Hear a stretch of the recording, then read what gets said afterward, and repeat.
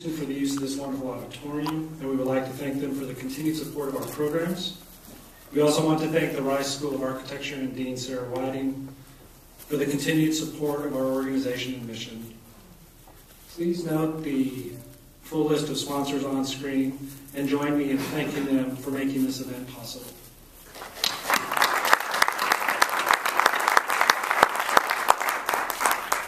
Tonight, as a courtesy to our guests, please silence your cell phones and do not use flash photography. Before we begin, I'd like to tell you about our upcoming events. Legendary film title designer Pablo Ferro will be here September 21st, and then the 2011 Fall Lecture Series, Chinese Architecture, will begin Wednesday, September 28th, and continue on consecutive Wednesday evenings through October 19th. The annual REA Gala will be held on Saturday, November 12th. For more information on these and all our programs, please visit our website, ricedesignalliance.org. 4 years ago at an RDA program committee meeting, a proposal was brought forth for a lecture series to recognize emerging talent in architecture. Through subsequent discussions, it was decided that not only should RDA identify and highlight outstanding young architects, but we should push further and create a prize for such talent on a regular basis. We now have Spotlight, the Rice Design Alliance Prize, as the kickoff for our annual programming. In the fall of 2008, the Spotlight Committee was formed with invited representatives from both the University of Houston, that's Rafael Longoria, and Rice University with John Casbarian. In addition, Carlos Jimenez, a local architect with international connections and architecture faculty at Rice, was asked to join our committee, and I am pleased to serve with these esteemed colleagues. Through a series of initial meetings, potential candidates were identified and ranked, and from this pool, Anton Garcia Abril emerged as the inaugural prize winner in 2009, and Su Fujimoto was given the annual prize in 2010. In a moment, Rafael will explain why Dallman was our unanimous choice for the 2011 Spotlight, but I want to explain the criteria in place for our selection. Eligible honorees for the Spotlight Prize must be within the first 15 years of professional practice. The aforementioned committee convenes annually to consider local, national, and international architects who demonstrate design excellence and promise a great design future. With that said, it's my pleasure to introduce Rafael Longoria, ACSA Professor of Architecture at the University of Houston.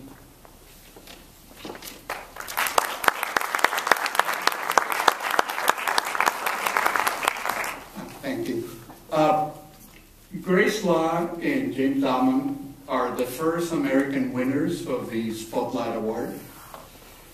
And this award has been quite unique in the way awards, design awards are given, because there are no outside nominations for this award. The jury meets, and through an intense search, looks for award winners rather than ask for nominations or receive nominations. And it's really, in great part, become a website competition because it's a jury that is charged with reviewing many websites to choose the winners. And and of course, all our winners have a growing reputation that sort of calls them to the attention of the committee. Grace Law and James Dallman formed their firm, Law Dallman, in Milwaukee, Wisconsin, in the year 2000. Grace holds a Bachelor of Arts degree in Visual and Environmental Arts from Harvard, and also a Master of Architecture from the Graduate School of Design at Harvard. James is a native of Milwaukee, where he received a Bachelor of Architecture from the University of Wisconsin, Milwaukee, and then went on to get his Master of Architecture from Harvard's Graduate School of Design, which, as you can guess, is where they met and became both life partners and practice partners. And after a few years working in Vienna, Austria, they decided to go back to Milwaukee, James' hometown, where Grace accepted a position in the faculty of the University of Wisconsin-Milwaukee, where she's now an associate professor, and set out to open a practice that in 11 years of existence has already produced some remarkable work that you will see in a moment. The committee was particularly impressed by the fact that this small practice in a city that is not considered a mecca for design has really gone beyond the boundaries of what you expect small sort of academic-based practice to be like. They have made some exquisite houses, as you can expect from academic practices, but they also have gone to expand into infrastructure projects, which has won them the Brunner Award for Urban Design, as well as 4 ACSA awards for excellence in architectural design. And this last year, they both returned to the place where they met, to Harvard's Graduate School of Design as visiting professors. So I will let them show their work, but please welcome Grace Lai and James Dallman.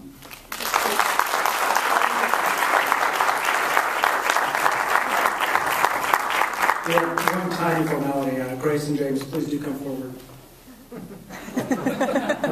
On behalf of the Rise Design Alliance Board of Directors, it's my great honor to present our 3rd annual RDA Spotlight Prize to the firm La Dallman. Grace and James, welcome.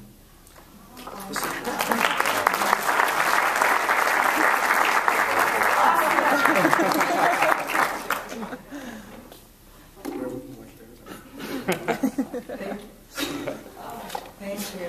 Oh my goodness.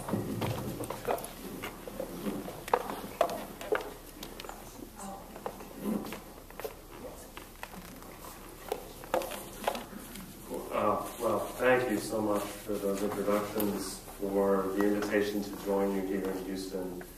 It was an immense honor to receive this award. It's very meaningful for our practice, to the people we've worked with over the years, and we'd like to accept on behalf of everyone in our practice, including engineers, builders, and clients with whom we've worked with, without whom this work and our investigations into what we call fabricated landscapes would not be possible. We believe that of all the things that we do as practitioners, we're most interested in the built work and the realization of the work and its potential impact in the community. So we've titled this lecture Fabricated Landscape, and it's actually quite a tricky business for a young practice to situate itself in any kind of historical context. But what we thought we would do is just start very briefly to share with you what was occurring in 1999 and 2000 when we began our practice. There were essentially kind of 3 camps. And you would say maybe the first was the computational design folks. And these folks, we've inherited from them everything from intense material study as well as digital fabrication. There were the programmatists, those who were looking very carefully at intensifying the formal potential of program as raw material. Then we also had the aesthetes, and closer to home, this kind of idea of architecture as a spectacle, achieving a kind of icon status. And of course we know that the New Yorker reminded us that America is not immune to the potential for architecture to achieve a kind of icon status. And so this is what we were dealing with when we arrived in Milwaukee, and we realized that what this exposed was the incredible potential for local craft whatever you might think of the building. And so we asked ourselves 3 very specific questions. How do we transcend object fixation in favor of civic space? How do we leverage economy and material culture? And then how do we mine sight to reveal latent potential?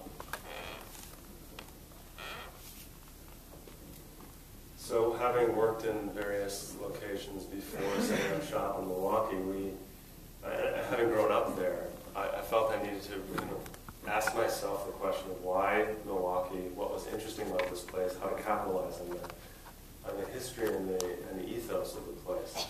So this poster from 100 years ago says something about the time and the place of a city that thought of itself as having a kind of manifest destiny.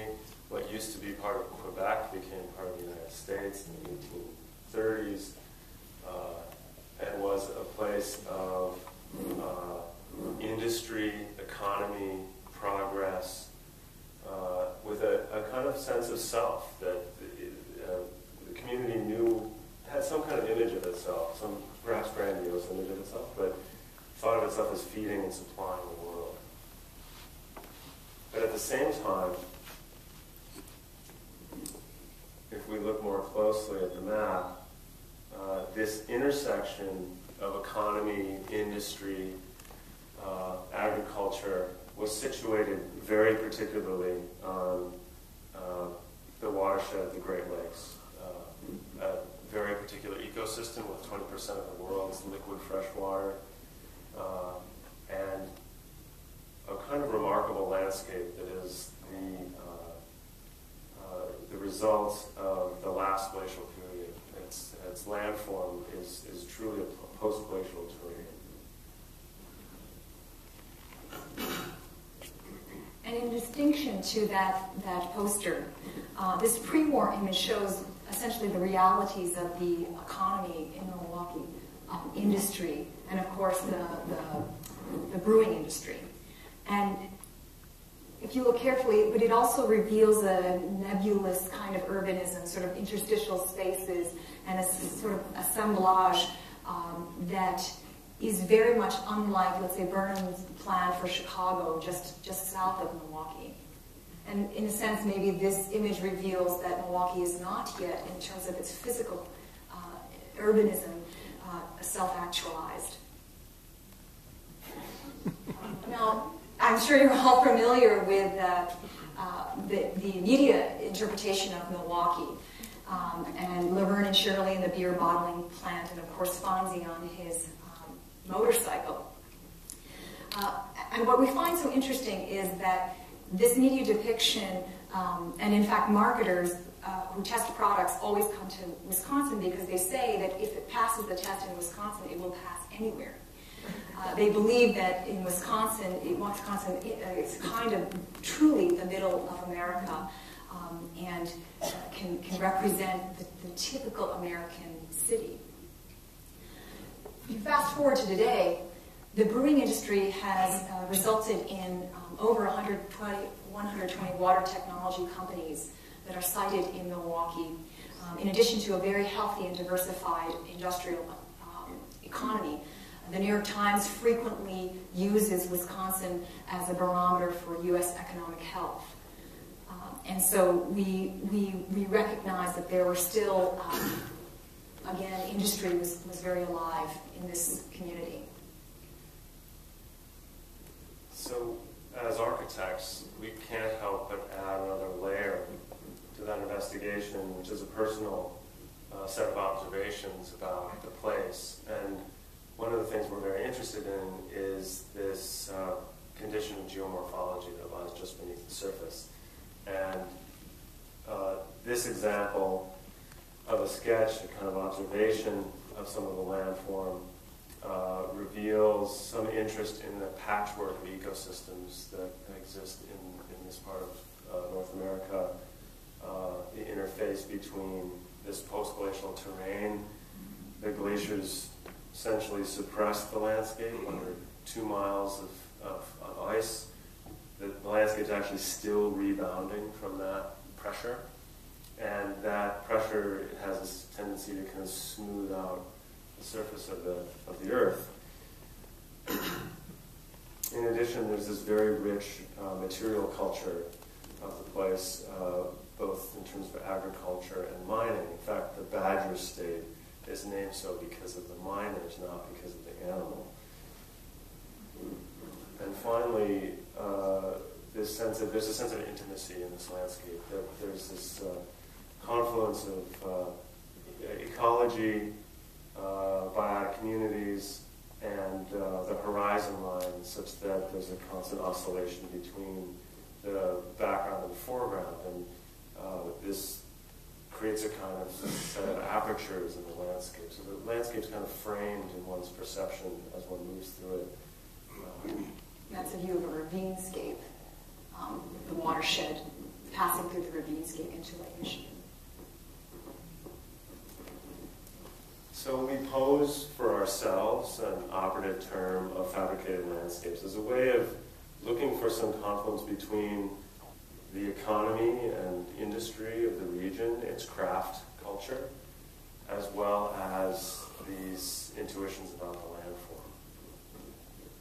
And ultimately, allow the potential to utilize those factors to make civic space, to engage civic and community issues in architectural exploration. So to articulate the term fabricated landscapes a little bit further, we can think about them in two ways, or think about how an architect can operate this way in two different ways. A formal manifestation of a transformed terrain is very simply analyzing the surface of the earth, topography, in the city or elsewhere, restating that in architectural terms in built fabrication, and contorting that to create civic space, to create surfaces for occupation, to create shelter, to engage in community needs.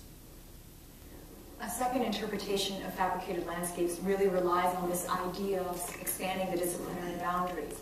And this is so much so that architects can find a way to engage projects beyond buildings and engage in civic infrastructure and in landscape. Kind of play with this issue, kind of analyzing the terrain and restating that terrain in a way that will allow for the exhibit to also be an aquarium at the same time that it is a representation of the landform. So in order to make this vessel, this skin that was waterproof, we used simple GFRP, it's mini golf course material, but taking the digital models, translating that into production using 5-axis milling, the foam blocks for the spray application with the glass fiber reinforced plastic, and the resulting installation of that surface. And Lake Michigan has a special privileged window, so one can view into it from the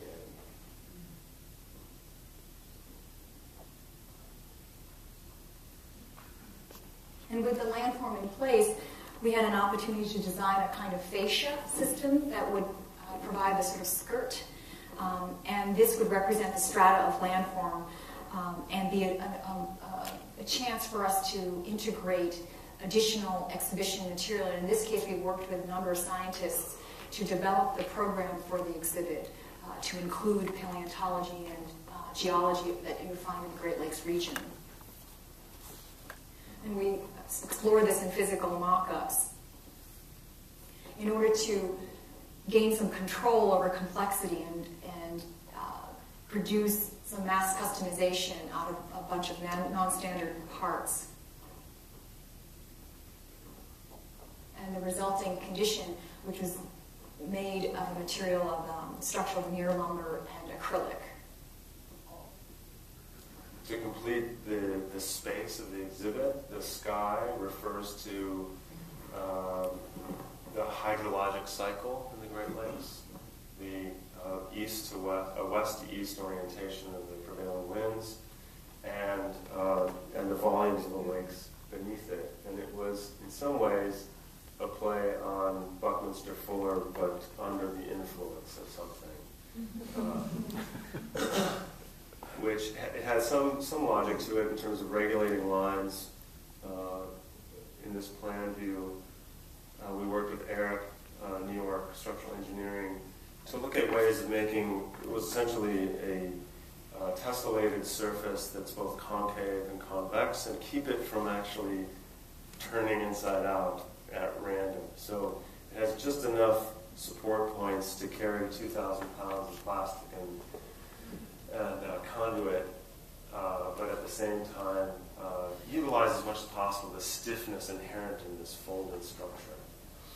We built a series of physical mock-ups and the resulting cross-section of that in the exhibit space. So this exhibit space became a kind of liner, if you will, for what was essentially quite a banal concrete floor and ceiling, and we sort of inserted this in and did some mock-ups to study the atmospheric quality of the space, and introduced a programmable sequence of lighting array which could be programmed, and eventually our hope is that we would locate a sound device to measure atmospheric data and position that in the lake so that we could have it send back some real-time information and data. But the potential to use the simple condition of color to affect your reading of the space and the feeling of the space was quite profound to us. There's a privileged position above the exhibit in which an aperture emerges out of this cloud and gives one a view back down over the map, so at a certain point one can actually understand it as a map, because it's, you access the exhibit at its edge, you don't immediately understand it as the map of something you know well day to day.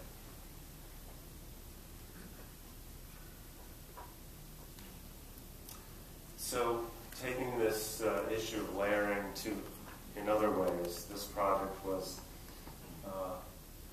a proposal for a landscape as part of a public plaza outside of the Milwaukee Courthouse, a series of movie theaters and public program spaces and housing set upon it. Okay. Okay. So we'd like to actually talk about it in three different ways. The first is just the functional power of illumination and the framing of view.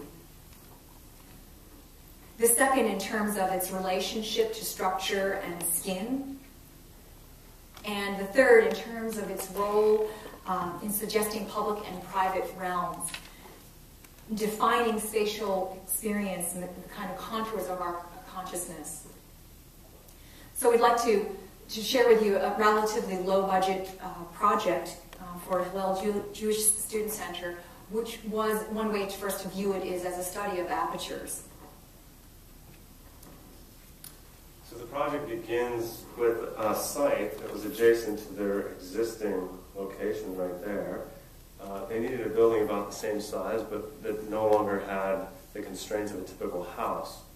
So we are at the edge of the university campus of the University of Wisconsin-Milwaukee, an existing parking lot, a former synagogue converted to a performing arts center, and this parcel, which it was arranged that the Hillel would gain control of a portion of that parking lot as a transformation to building, green roof, courtyard, and most importantly, a gathering space that is both a communal space for various functions as well as a sanctuary.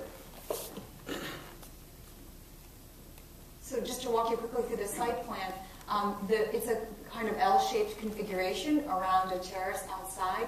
When you enter, there's a coffee space, and when you go up the stairs, there is a large assembly space that's used for religious services as well as for Shabbat dinners and for lectures, so multifunction space. And so here you see the coffee shop area engaging the terrace, and then the space above, which is the assembly assembly room. So here's the coffee area, and to really gather the connected view to the exterior. In order to encourage visitors to actually make their way up the stairs to the second floor, we positioned the aperture to cause the body to rotate in space and bring people up those stairs. And then they would be faced with a sort of eastern orientation from that view. And here's the project under construction and a more current image.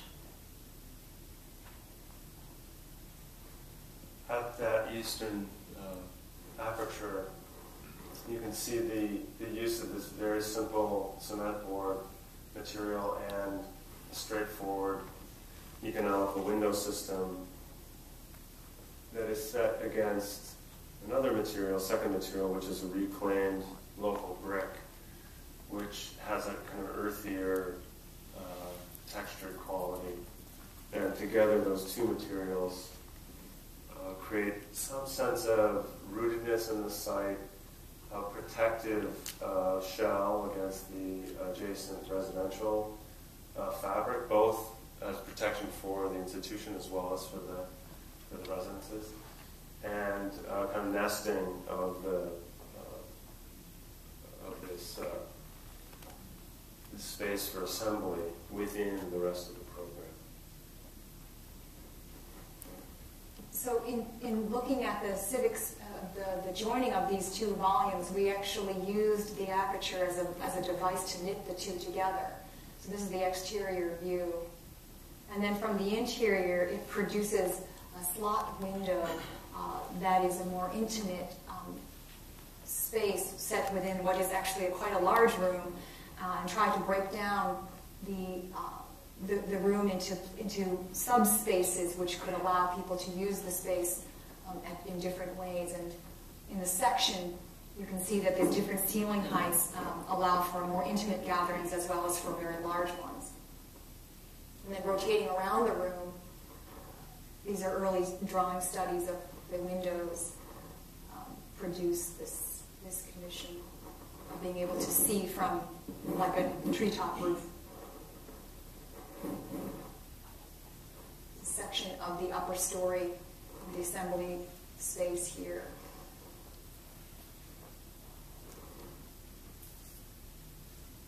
And then from the exterior, the window cladding system, in this sense, very tightly tuned to the proportionate dimensions of the windows. There's an intuition that just by the careful framing and positioning of windows, one can create maybe a cinematic effect of movement through space and a relationship between these interior spaces and the landscape of the urban landscape in which it's a part.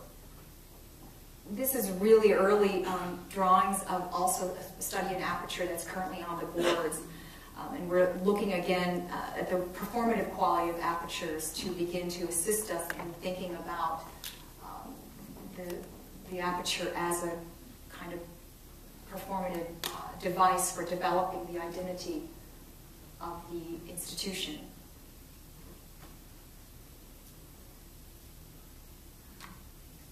And then in other projects, we look very carefully at, again, this is a project that was almost driven exclusively by its relationship to views on a ravine site. And in this sense, the aperture serves as a way of resolving intersecting volumes or modulating the windows up to the landscape. Here's moving around. And this house just finished constructions. And there's a room here, which is here where the walls begin to split in order to demonstrate that kind of layering and plan. And that split between the two walls, as the building kind of accepts the landscape beyond, it becomes a program space.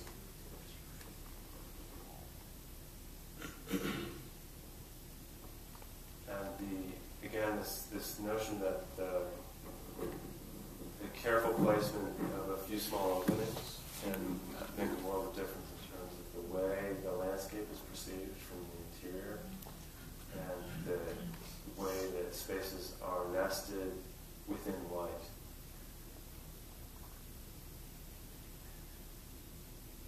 And then the aperture as also as a veil.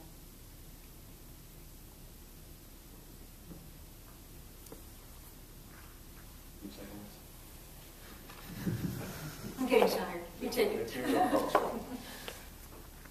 So, again, given the region and the incredible craft potential for this place, this project was an investigation on every level in terms of material investigations, material experimentations, and how they would relate to notions of layering and aperture in the landscape.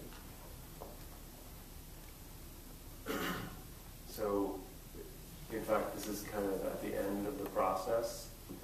This piece in a completely interior space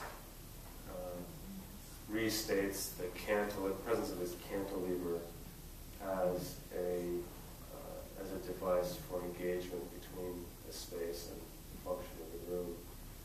And the introduction of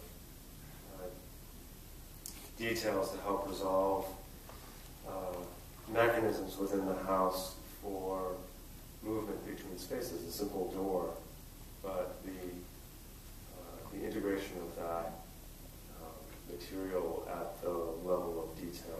We like to joke that in Milwaukee, at every intersection you'll find 3 pubs and a machine shop.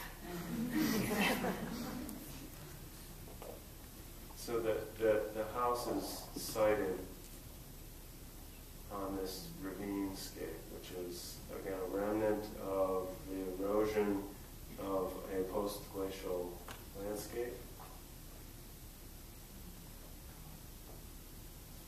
And it was specifically a site owned by a client who lived here for many years and found that even moving a little bit further away from the lake was worth reshaping the social fabric of their house, the way they live within the site.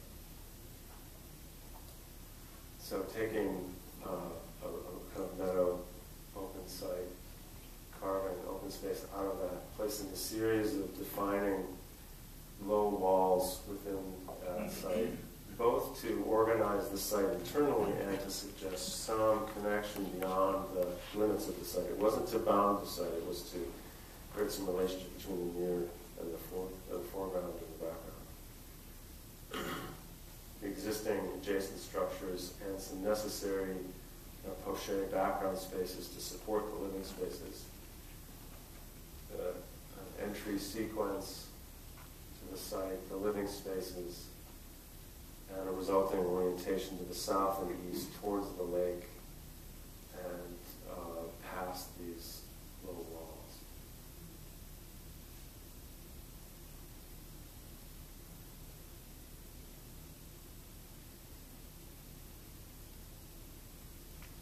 The cross-section is a kind of restatement of this idea of architecture as landscape. So not as a folded landscape, but just as a restated ground plane for occupation, so that the second floor, by projecting past the ground floor, creates a nestled grotto condition.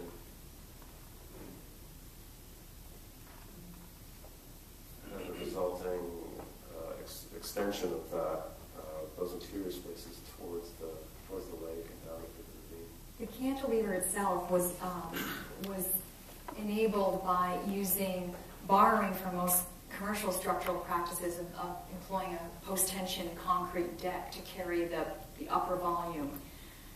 And that allows for a condition of glass to wrap around 40 feet around the exterior with only a single column. But our interest in this was really to study the quality of knitting together 3 different kinds of materials. The weathering steel, which would act as a carapace, the wood, which is this transitional in-between material, and then the concrete, which would ground the project to the site.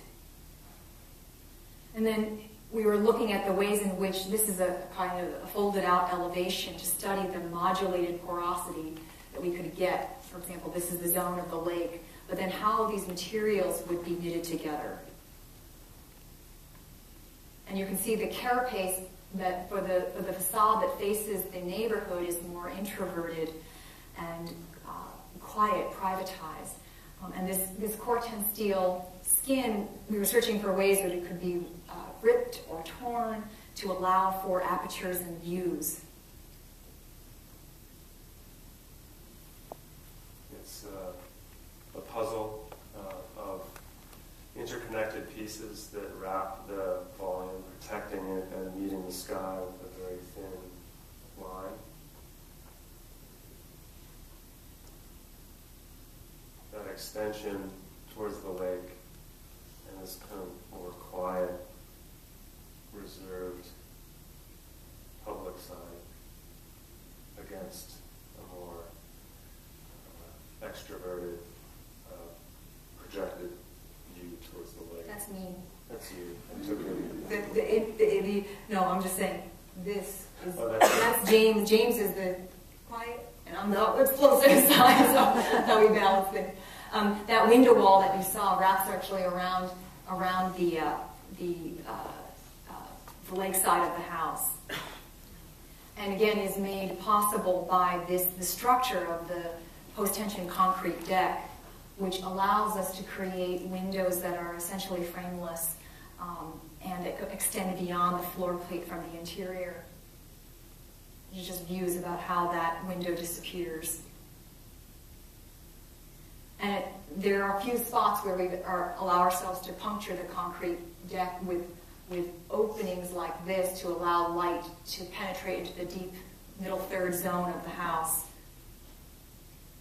And also in other spots where we're trying to drive natural light into the corridors or deeper parts of the space. It really is a kind of social landscape with the family. Very few doors, and the few that are there are embedded fully within the walls. And this window, again, the post-tension concrete deck enabling this line of windows produces this ability to extend the section into the landscape.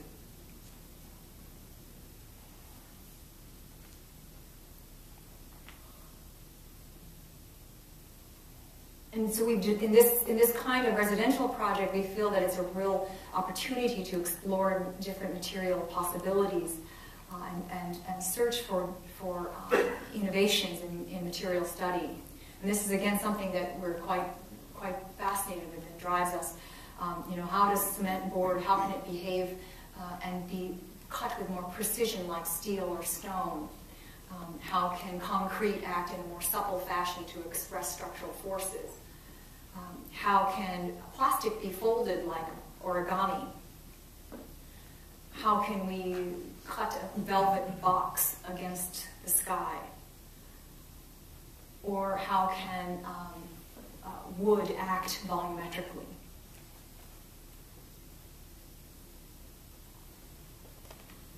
Which brings us to fabricated landscapes.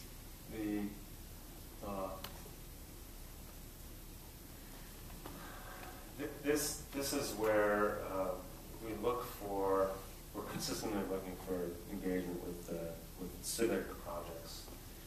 And this competition, the brief was simply to create a pedestrian bike route across the West End Bridge in Pittsburgh, across the Ohio River. But we pushed the brief further, and we determined that it was really more important. The act of crossing wasn't as important as the way it engaged the landscape on either side of the river. So that if one can imagine a piece of landscape, the thick cross-section of the earth kind of pulled like taffy and stretched across the river, it would start to, there's a possibility of creating strands of that taffy disengage, separate, and re-engage to create a multiplicity of routes across the river for different programmatic purposes. So there might be a fast lane and a slow lane. That would twist, in a sense. And all the while creating some structural rationale of creating depth in the structure. And so this idea of fabricated landscape has been part of the lexicon, and as Raphael mentioned, it's been something that we've been exploring in a number of different kinds of projects. You know, how do we make infrastructure part, especially because it affects citizens in the cities quite readily? How can we explore these things? How can architects begin to engage these very important moments in urbanism? And currently on the board, we also have right now a project for the Oneida Nation, a new trail hub building, which connects up to it's a Rails to Trails project. So it's interesting to be in the studio this afternoon with several of you talking about how to engage infrastructure. And in this case, it's a bike trail that's being lifted up. And so this mode of thinking is what enables us to think about fabricated landscapes. This project poses the rail line becomes a bridge to cross a busy street and becomes the roof, that then becomes the roof of a civic building that opens onto a public plaza for various program uses to engage the transformation of the town center of Oneida. So we'll just fast forward a bit here because we'd like to actually share with you this last project, which is the Marsupial Bridge project, and it's a kind of built expression of these things that we've been exploring for the last 7 years or so.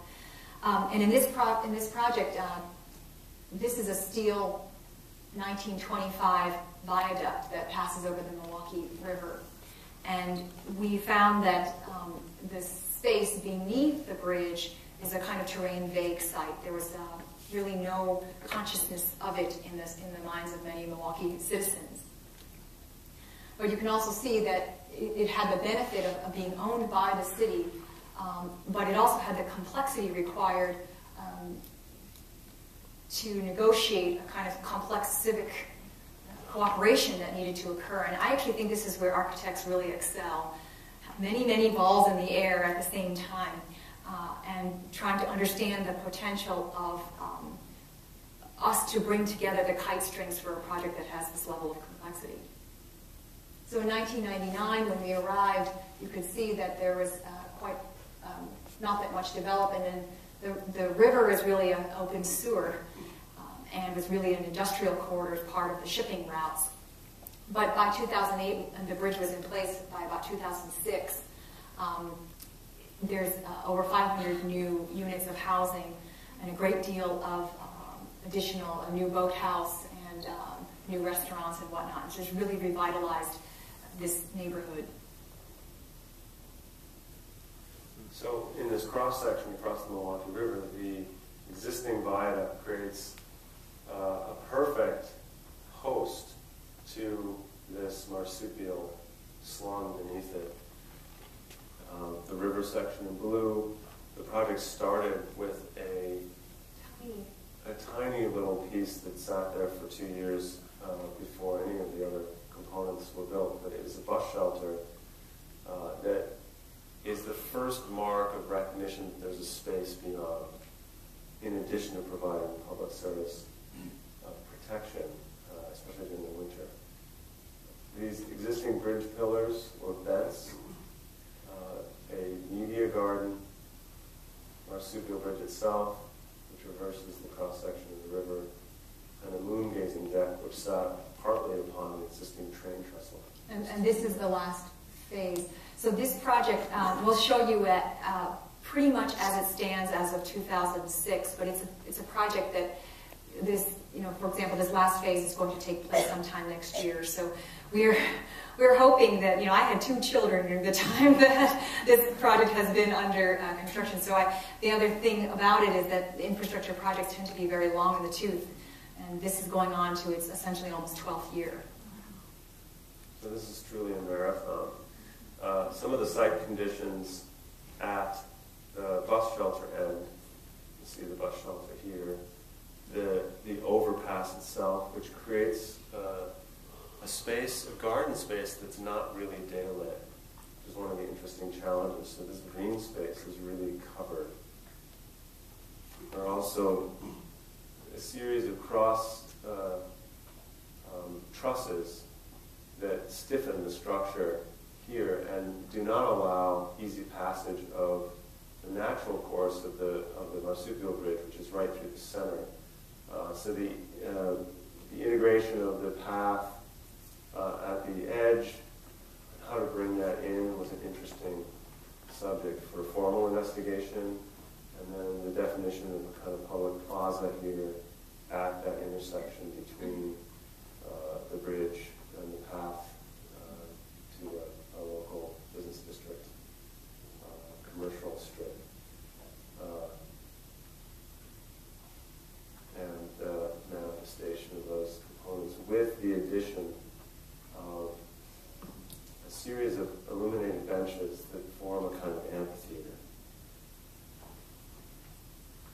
And here's that landing. You can see the light slabs, we've nicknamed them, or Luma benches, and it launches into the marsupial bridge. And these light slabs are kind of the inverse of the typical parking lot because you're getting the light from below, but it illuminates the existing steel viaduct structure. And it kind of populates the space so it feels as if somebody's always there. And we've been very pleased to see that the city has really engaged this space as their own. Right now there are a number of film festivals and regatta and riparian events that take place in the space. And I think people begin to realize, because of the illuminated benches, that the space is essentially the launch to the marsupial bridge. The structure itself is massive, post-tension concrete, which has a kind of suppleness, partly given the fact that it had to undulate to traverse the cross-sectional space that it was allowed to run through. We were trying to remove as little structure as we could of the existing viaduct.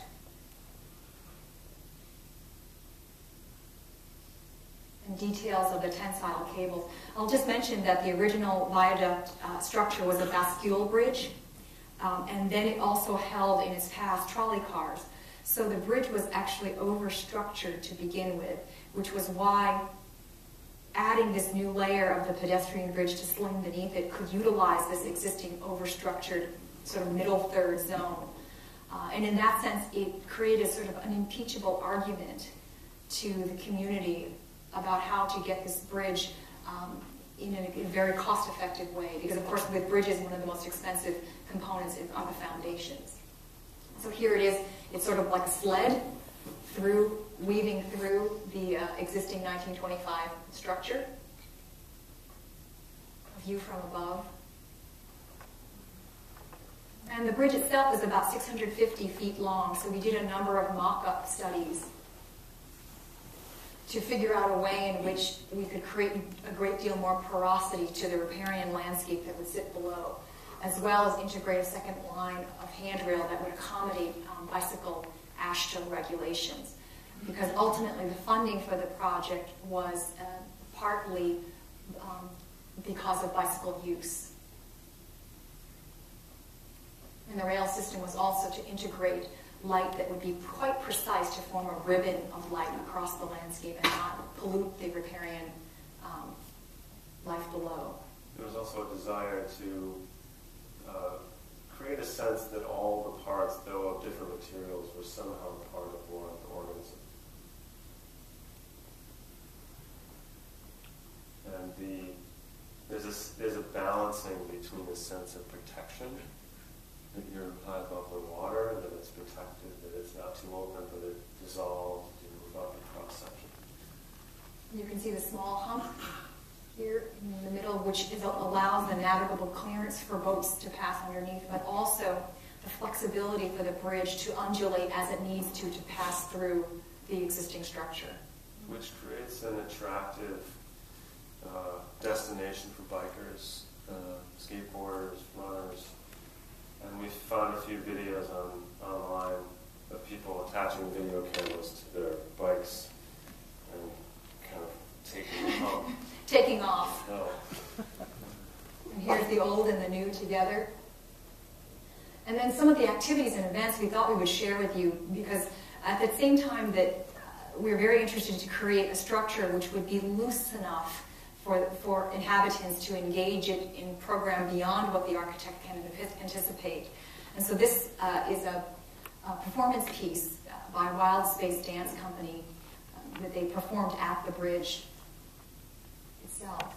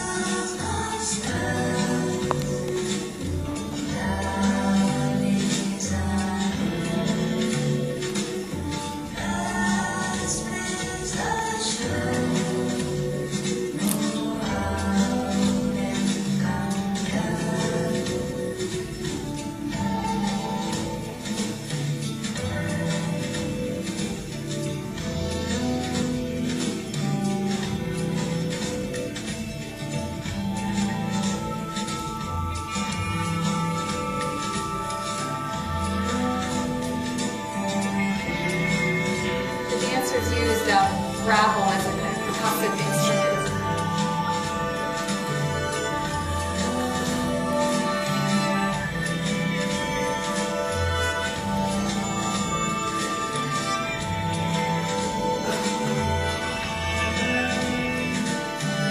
There were dancers also hanging from the existing structure.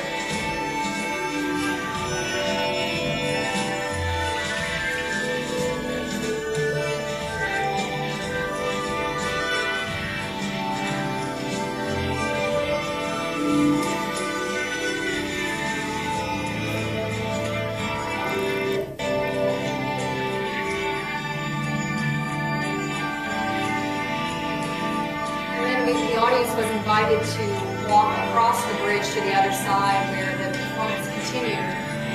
At the same time that pontoon boats passed beneath the bridge with dancers as well. So it was quite a three-dimensional ballet and dance performance.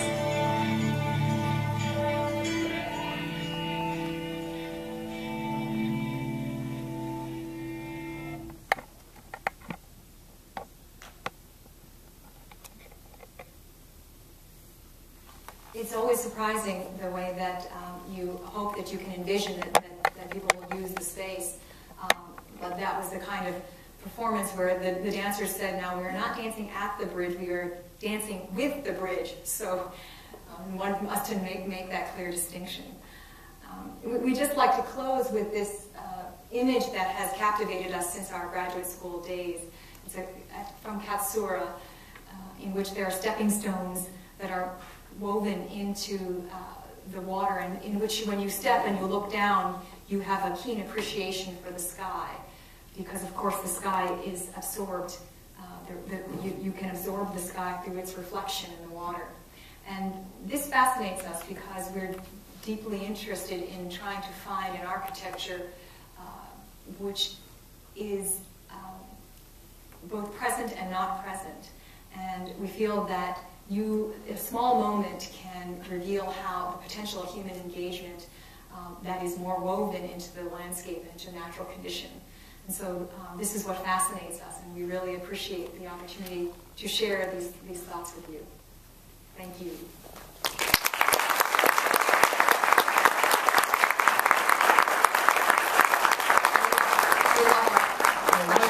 The lights can come up. If there are questions from the audience, please raise your hand, and James and Grace will take those. Yes, Sarah. It was very impressive to see the work. It's really a beautiful array of work, and also very nicely presented in terms of representation. I had one question about, it seems that you could take actually your three categories and change them into one, which is a project of distinction. just sort of appropriate for having one at Rye. So you can take that side of distinction. But I was struck by how every part seems to be distinguished from every other part in all of the projects. That there's a distinguishing of layers, of calling them out as separate pieces. There's a distinguishing of a lintel from a window, of a base from the house, cantilevering, creating shifting pieces, boxes. And I wondered if you could, that was consistent across all of the projects. And I wonder if you could speak to that a little bit in terms of what the project of distinction, the ambition of distinction is.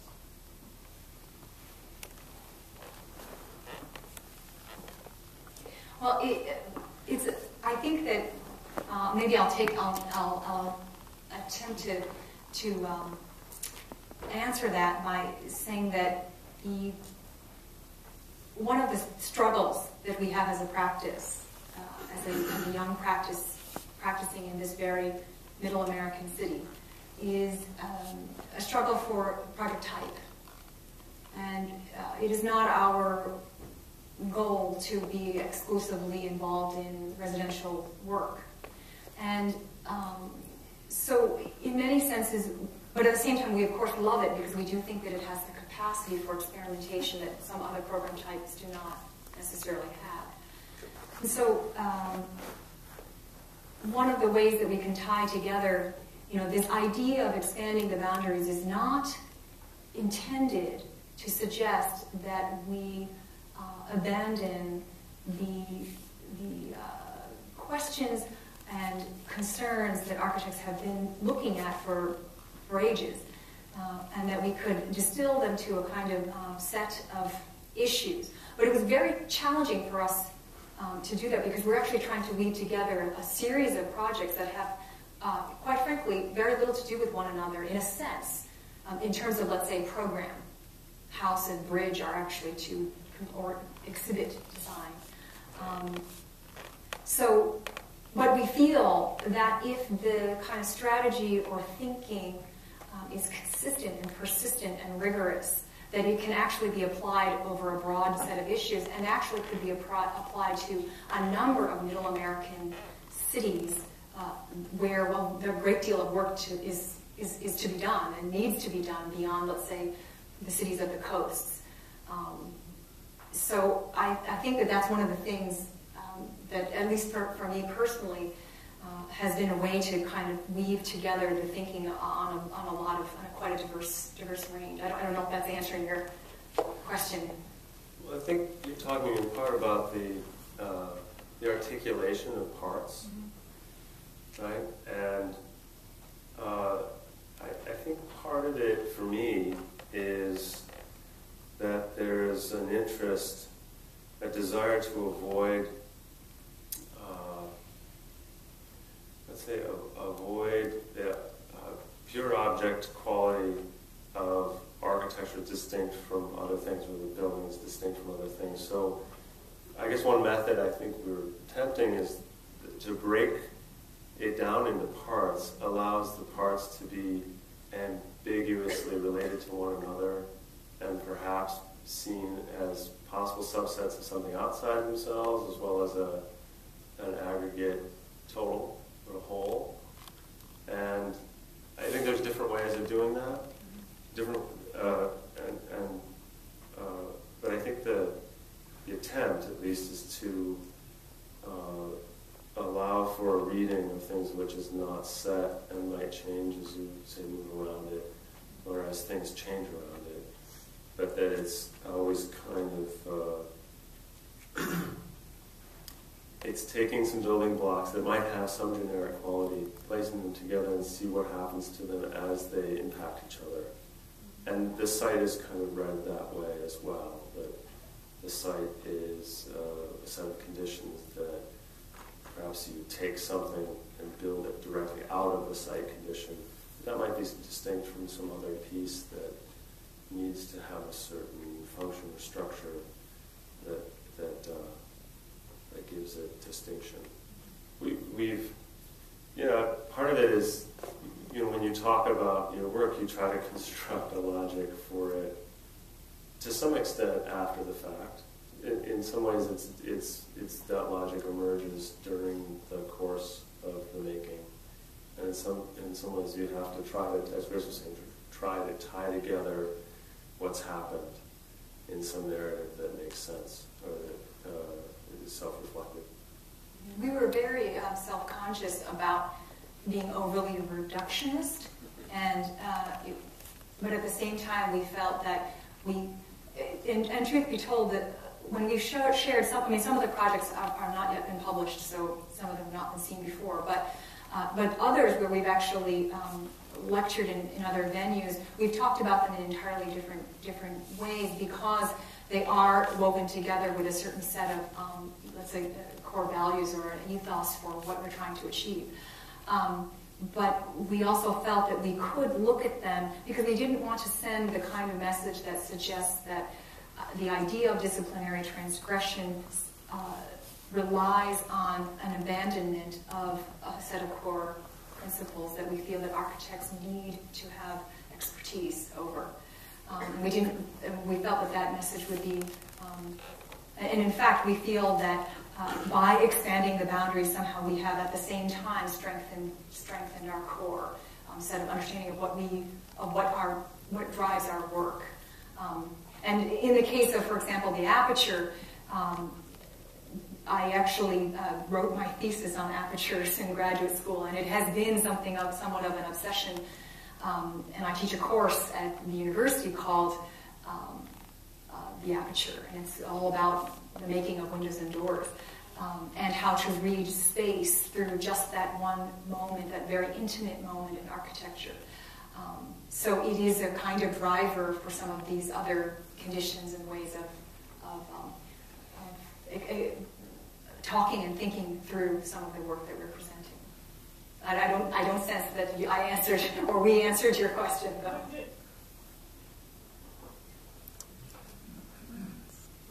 I mean, that I would say also maybe that the infrastructure projects pose the greatest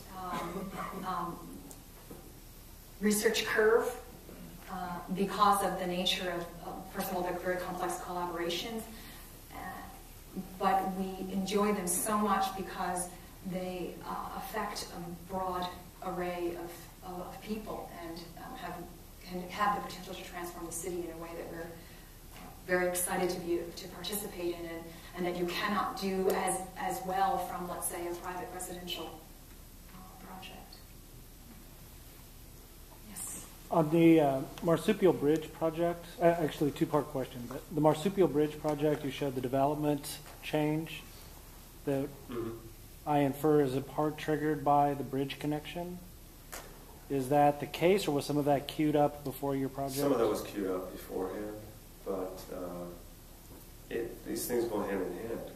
We know for a fact that certain community groups participated in the site for events in a way that wouldn't happen without the project, and that some development has been reinforced or spurred on or became realized afterwards, and perhaps partly due to the presence of the accessibility.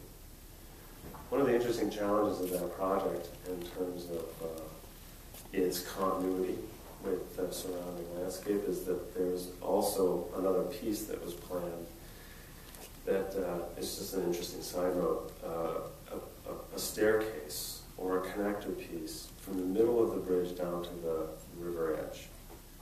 As you notice in the cross-section, it's easy to get to the ends at the bluffs, more or less, but harder to get down to the very bottom of the ravine or the river edge.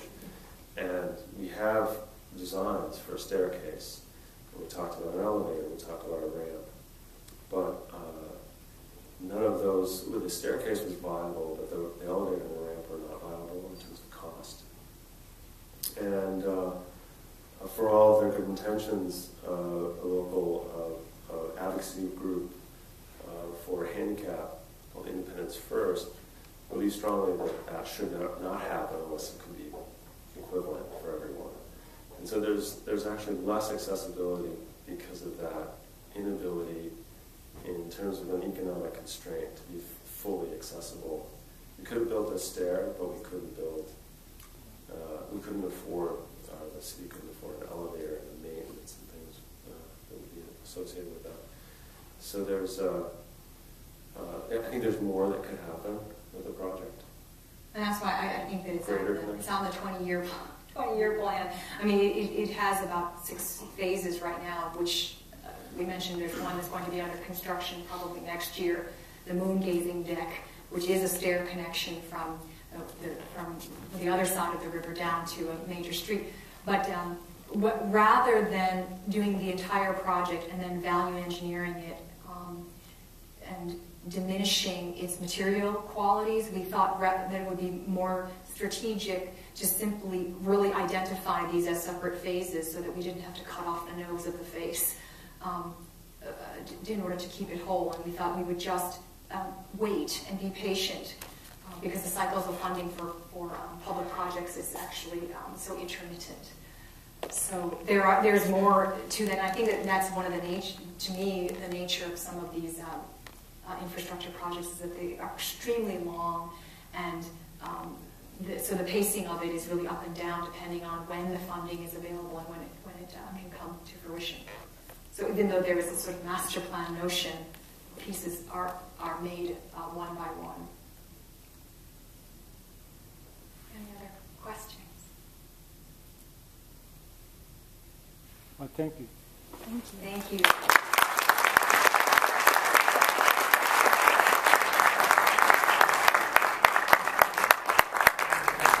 Not suggest that we only play in the sandbox of others, but rather that we try to strengthen the core training of architects within the concepts of very basic Architecture 101 concepts, layering, the aperture, material culture. And so what we've done is structure our talk tonight to describe these very basic conditions, Architecture 101, as a way of reducing and distilling some of our interests that drive the work. So the first layering. As I mentioned, and James mentioned, we have a very deep interest in natural history and in terrain and layering of the earth.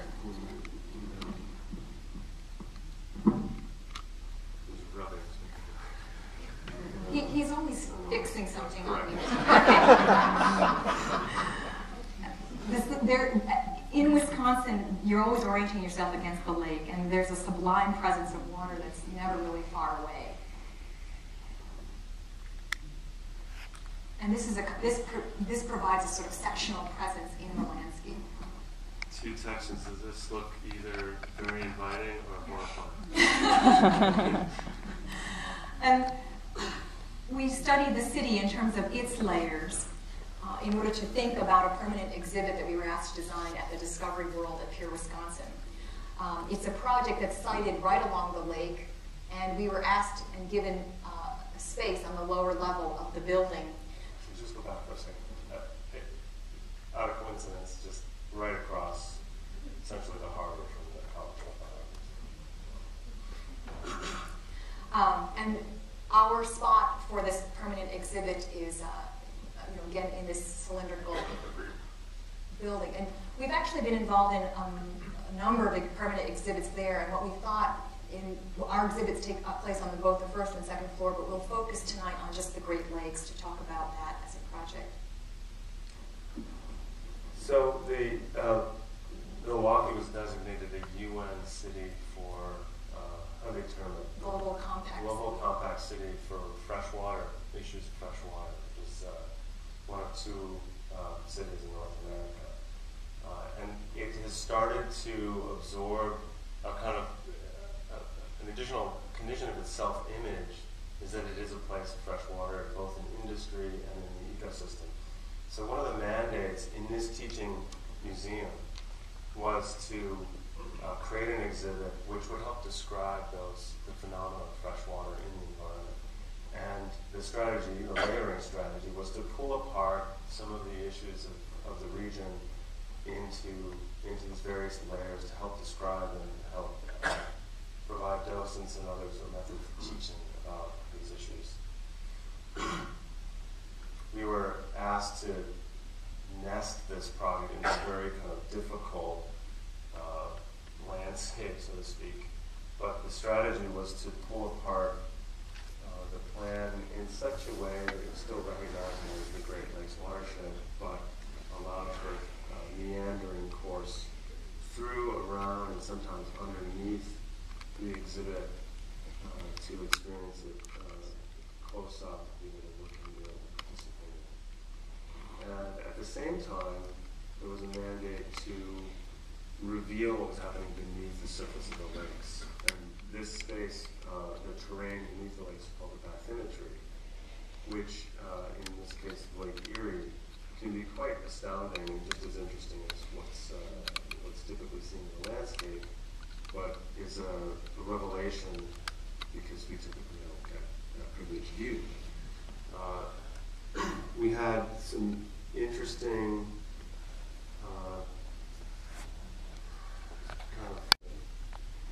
one of the interesting challenges of that project in terms of its continuity with the surrounding landscape is that there's also another piece that was planned that is just an interesting side note, a staircase or a connector piece from the middle of the bridge down to the river edge. As you notice in the cross section, it's easy to get to the ends of the bluffs, more or less, but harder to get down to the very bottom of the ravine, the river edge. And we have designs for a staircase. We talked about an elevator, we talked about a ramp, but none of those, the staircase was viable, but the elevator and the ramp were not viable in terms of cost. And for all their good intentions, the local advocacy group for handicap, called Independence First, believe strongly that that should not happen unless it could be equivalent for everyone. And so there's actually less accessibility because of that inability in terms of an economic constraint to be fully accessible. We could have built a stair, but we couldn't afford the city couldn't afford an elevator and the maintenance and things that would be associated with that. So there's I think there's more that could happen with the project. And that's why I think that it's on the 20-year plan. I mean, it has about 6 phases right now, which we mentioned there's one that's going to be under construction probably next year, the moon gazing deck, which is a stair connection from the other side of the river down to a major street. But rather than doing the entire project and then value engineering it and diminishing its material qualities, we thought that it would be more strategic to simply really identify these as separate phases so that we didn't have to cut off the nose of the face in order to keep it whole. And we thought we would just wait and be patient because the cycles of funding for public projects is actually so intermittent. So there's more to that. And I think that's one of the nature of some of these infrastructure projects is that they are extremely long, and so the pacing of it is really up and down depending on when the funding is available and when it can come to fruition. So even though there is a sort of master plan notion, the pieces are made one by one. Any other questions? Well, thank you. Thank you. Thank you.